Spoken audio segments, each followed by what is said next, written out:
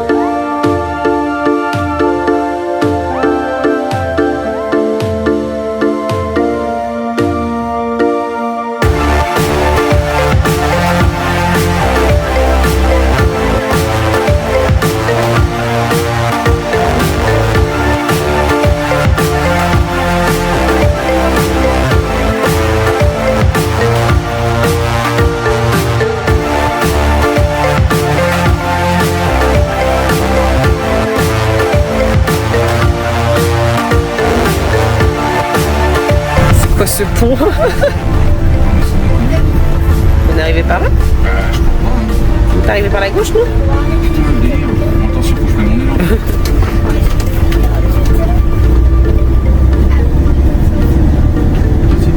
Grave.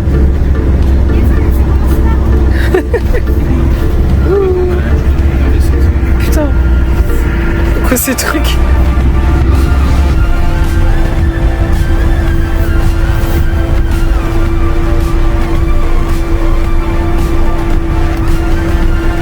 Pardon. Ils vont pas rester là, les petits moutons, pardon. Ah ouais, je me ferais bien une côte d'agneau ce soir, tu vois. Les petits agneaux, ouais. Ah ouais, une petite côte d'agneau. C'est moi ou il se frotte à notre camping-car? Maintenant, ils se frottent bien. Ah, c'est pour Impeccable, mouton. nettoyer tout seul. Oh là là, regarde, il nettoie le camping-car. Alors regarde, amis terriens, regarde un petit peu le spot de rêve que l'on vient de trouver sur la côte albanienne.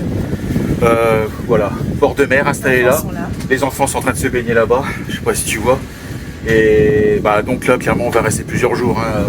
Regarde un peu, la mer Adriatique, super température, mais franchement, on est bien là. On est super bien, le paradis sur terre. Tu peux encore avoir accès en bord de plage avec ton camping-car, rester plusieurs jours, voire même plusieurs semaines si tu en as envie, il n'y a pas de souci. Les enfants, bien sûr, qui sont en train de se baigner.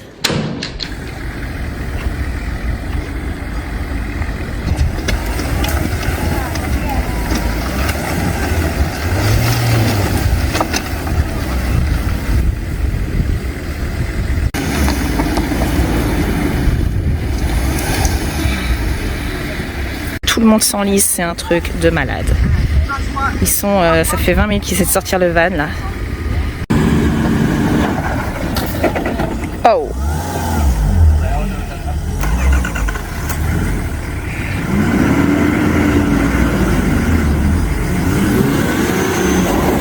Ouais!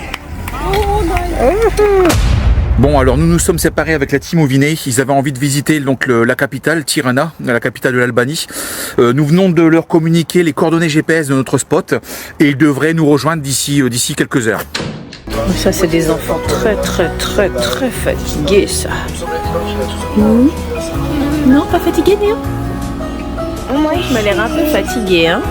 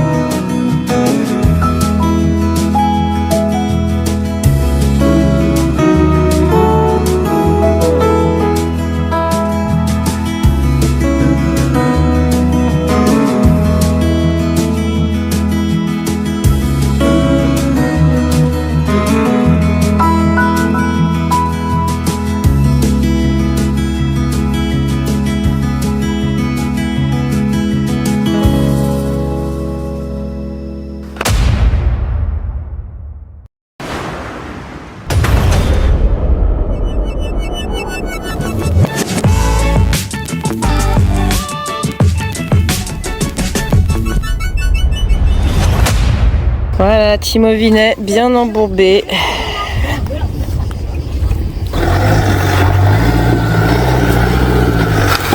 Oh la vache, stop. Ils utilisent des plaques Fiamma et c'est vraiment pas terrible du tout. Elles se tordent, elles se gondolent en fait. C'est dur pour toi aussi. En fait, c'est leur camion qui fait chier aussi.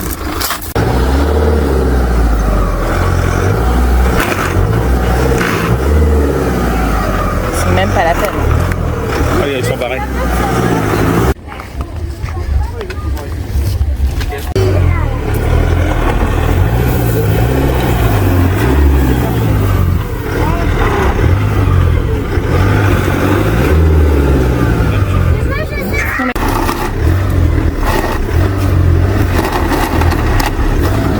Qu'il arrête, il s'embourbe.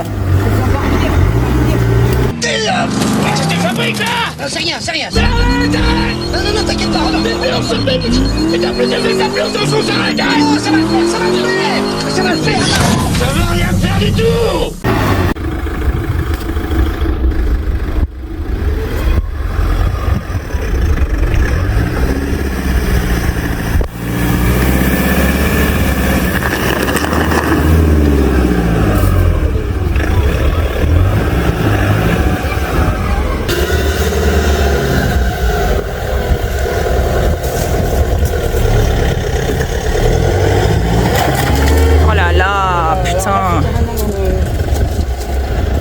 De l'autre côté, Raph, ici.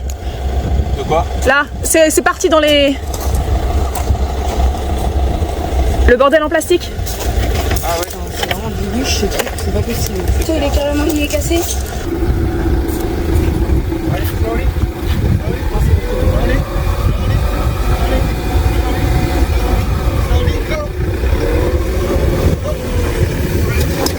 Ah, il y a le frein à main.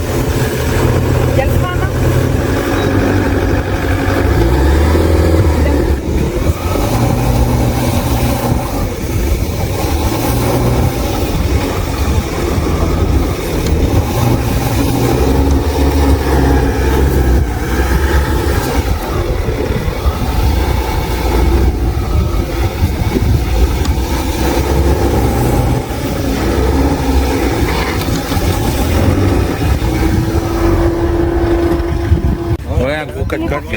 Qu'est-ce qu'il y a? C'est rien.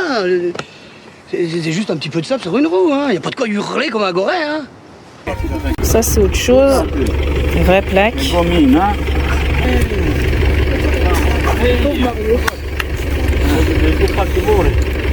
Romuald, faut de l'aide derrière pour pousser.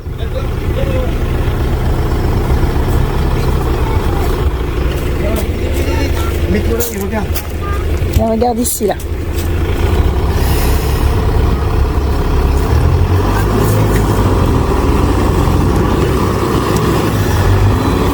Il accélère pas là, non?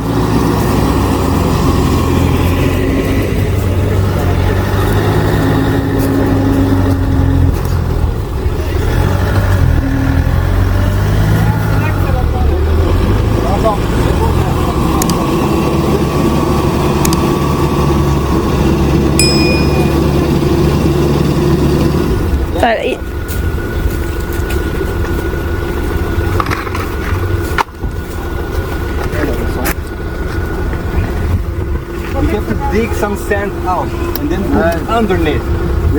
If it's not underneath, it won't even grab.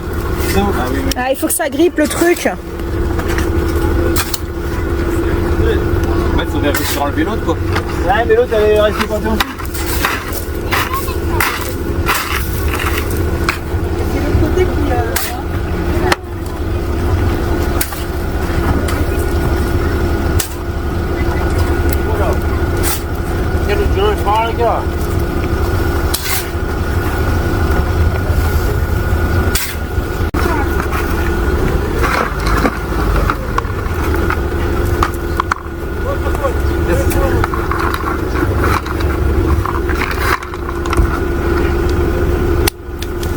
Ah bah c'est tout simple, on va mettre une petite cale sous la roue, 2 petites poussées, quelques coups de gaz et on est reparti. Y a pas de quoi en faire tout un fromage, hein. T'es complètement entamé comme mec, toi. Attends. Oui, petit capot.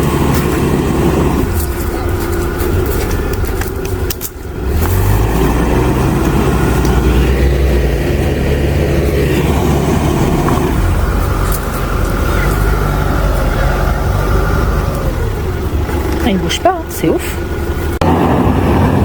Mais Raph, il accélère pas en fait. J'espère qu'on va te sortir. Parce que là, il part, putain. Oh là là, putain.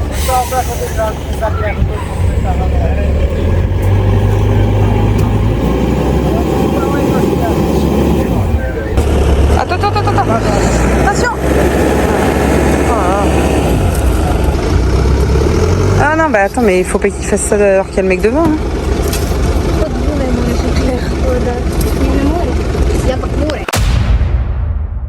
Allez, on est toujours dans la bonne. Grand moyen, hein, on en est là.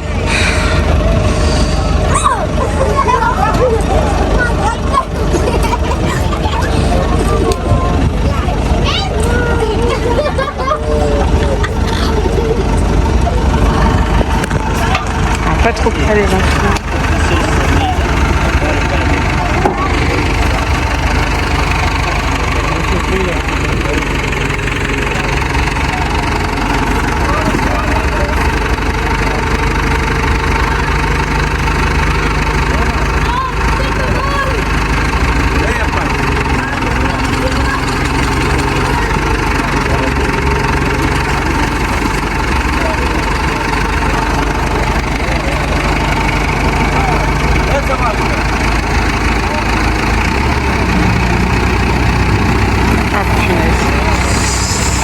Oh là là là là là là là.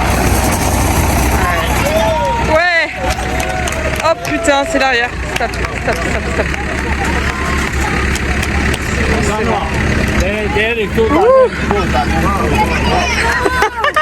Ça y est.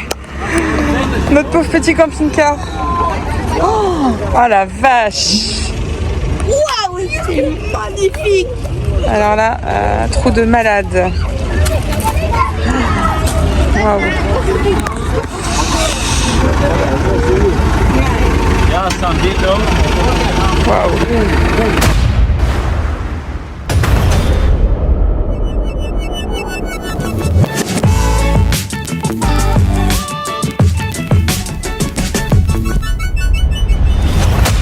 Alors nous avons discuté avec un Albanien qui parlait parfaitement français et ça nous arrange bien, hein, puisque moi, à part le gaulois, le français et le picard, je ne connais pas d'autres langues.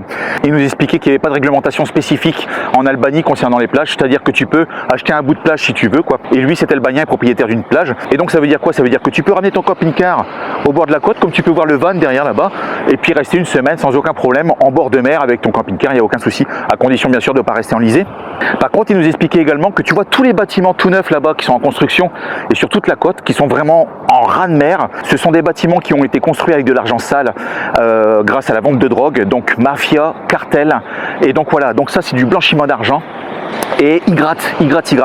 Ils arrivent avec une grosse mallette, ils achètent le terrain, et ils font construire un immeuble. Une discothèque, un hôtel, un casino, un pub, peu importe. Et donc voilà, et donc ça passe comme ça. Cependant, ce qu'ils nous expliquaient, c'est qu'ils essaient de gratter au maximum. L'objectif pour eux, c'est de prendre possession de toute la côte, en fait, et de faire du business avec ça. Tu vois, il y a encore des grues là-bas, encore un autre bâtiment, et ils se disent, voilà, d'ici 10-15 ans, tout ça là, ça sera que des immeubles. Mafia, cartel. Alors pour la petite histoire, la semaine dernière, ce brave homme a eu la visite de la police corrompue bien entendu.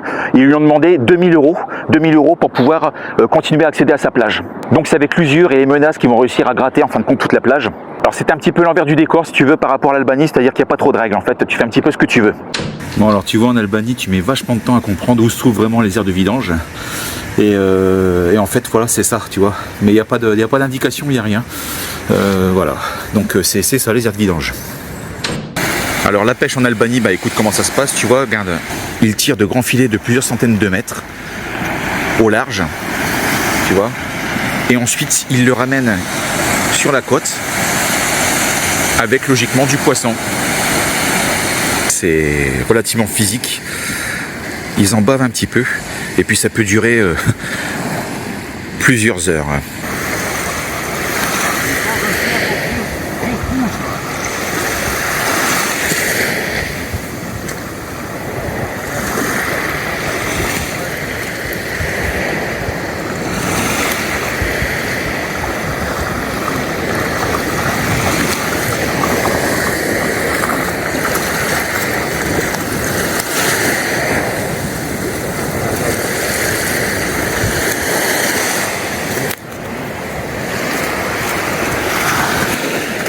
Good fish.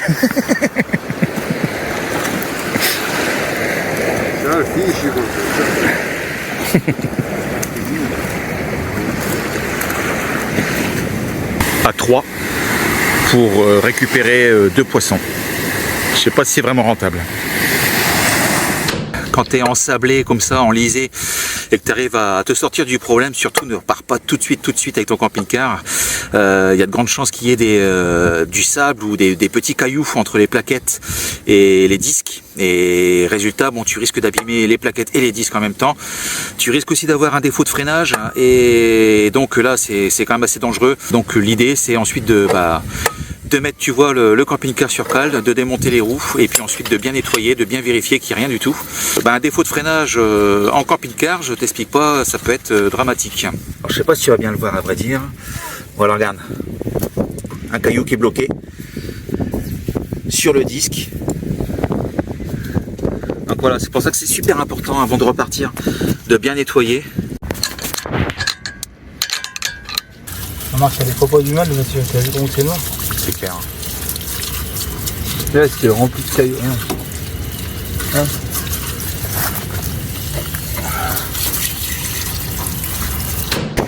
À demain! À demain!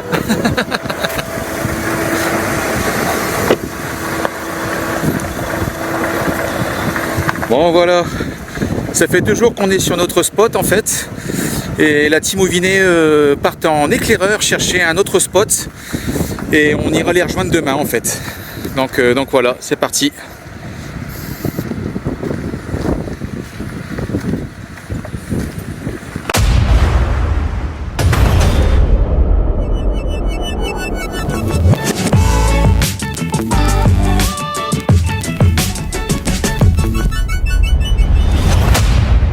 Regarde Amitérien comment on travaille bien, t'as vu? On travaille, c'est pas des vacances, c'est du travail. Les conditions. Voilà, les conditions de travail. Puis regarde, on est même gêné par le coucher de soleil, je sais pas si tu le vois bien dans le fond. On est gêné, je te jure. Bah ouais, c'est pas évident, hein. C'est pas évident. Vraiment là, quel labeur.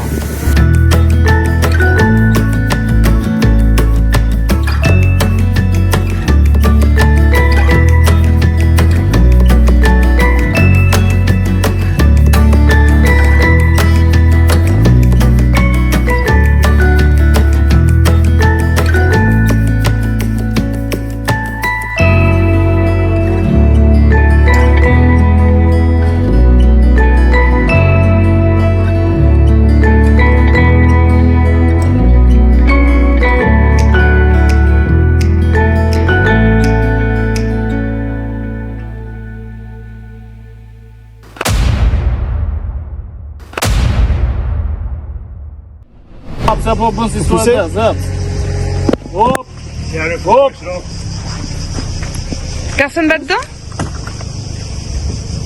Si, finalement.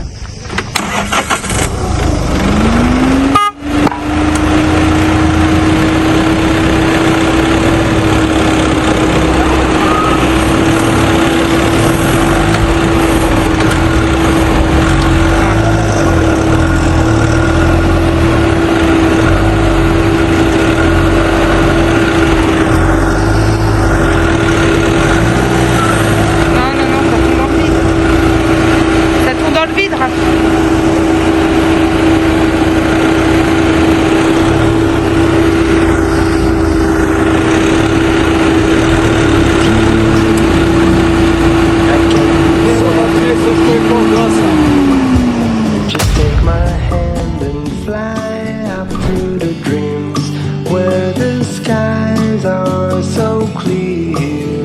With you, I wanna stay with you. With you, I love the way that you love me today. Let's run up through the fields where the sun shines and heals. With you, I wanna stay with you. It's been so cold.